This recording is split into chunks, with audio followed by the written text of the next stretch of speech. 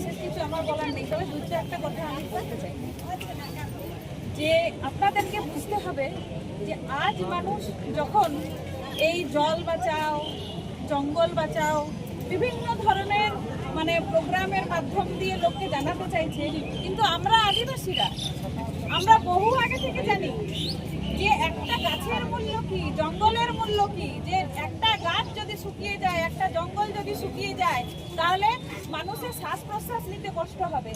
একটা নদী যদি শুকিয়ে যায় তাহলে একটা সভ্যতা বিলুপ্ত হয়ে যেতে পারে। তাই আমরা আগের থেকে জল জঙ্গল, আমরা জঙ্গলের পুজো করি, আমরা নদীর পুজো করি। তাহলে আমরা আজকের যে মানুষরা ভালো জামা কাপড় পরে নিজেকে সভ্য দেখায়, তাদের চেয়ে অনেক বেশি সভ্য আমরা।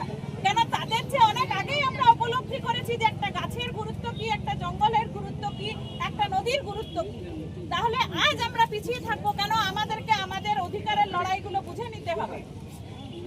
আমরা প্রতিবারে ইলেকশন হয়, আমরা আমাদের প্রতিনিধি আদিবাসী সমাজ থেকে আমরা প্রতিনিধি দিয়ে আমরা ভোট দিই, তাদেরকে আমরা বিধানসভায়, আমরা লোকসভায় আমরা নিয়ে যাই। কিন্তু দুঃখের বিষয় এটা হচ্ছে, আমিও নিজে একটা রাজনৈতিক দলের সাথে জড়িত, কিন্তু আমার কাছে আমার সমাজের লোক, আমার আদিবাসী লোক অনেক আগে। আমি আজ অব্দি কোনো আদিবাসী কোনো নেতাকে সেইভাবে আমাদের আদিবাসী সমাজের জন্য বলতে দেখিনি। তারা নিজেকে পিছিয়ে পড়া ভাবে না কিভাবে আমি জানি না, কিন্তু কোনো জিনিসের প্রতিবাদও তারা করে না। আমি জানি না তারা কি করে। এই বিষয়টা আমার বরাবরই আমার দুঃখ লাগে। এবং যে কোনো রাজনৈতিক দল মানে নিজের জায়গাটা যাতে ওই দলটা ভালো এইটা বলার জন্য যে কোনো রাজনৈতিক দল কিন্তু বড় বড় পদ আদিবাসীদেরকে দেয়, কিন্তু সেই ক্ষমতা কি আমাদেরকে দেয়?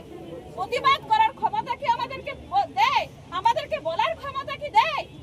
তাহলে আমাদের জায়গাটা কোথায়? আজ কোন জনপ্রতিনিধি কোন জিনিসটার প্রতিবাদ করে লোকসভায় বিধানসভায়? আপনারা বলুন যে আমাদের জন্য এটা ঠিক, আমাদের ভুল। ওরা প্রতিটা জিনিসটাকে মাথা পেতে মেনে নেয় সব জায়গায়। তো এটা আমি সমস্ত জনপ্রতিনিধি যারা আদিবাসী সমাজ থেকে গেছে তাদেরকে আমি এটা বলতে চাই যে গাছ যে দাঁড়িয়ে থাকে মাটিতে, সে সবজি কোথা থেকে পায়? শেকড় থেকে তার খাবার যায়।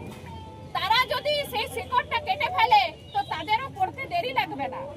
তাই যে কোনো মানুষের যখন সে ওপরে যায় তার বোঝা উচিত যে তার মাটি থেকে তার আলাদা যেন না হয়ে যায়। কেন? যদি সে মাটি থেকে পড়ে যায়, মাটি থেকে আলাদা হয়ে যায়, তার পতন হবে। আমি আর বিশেষ কিছু বলতে চাই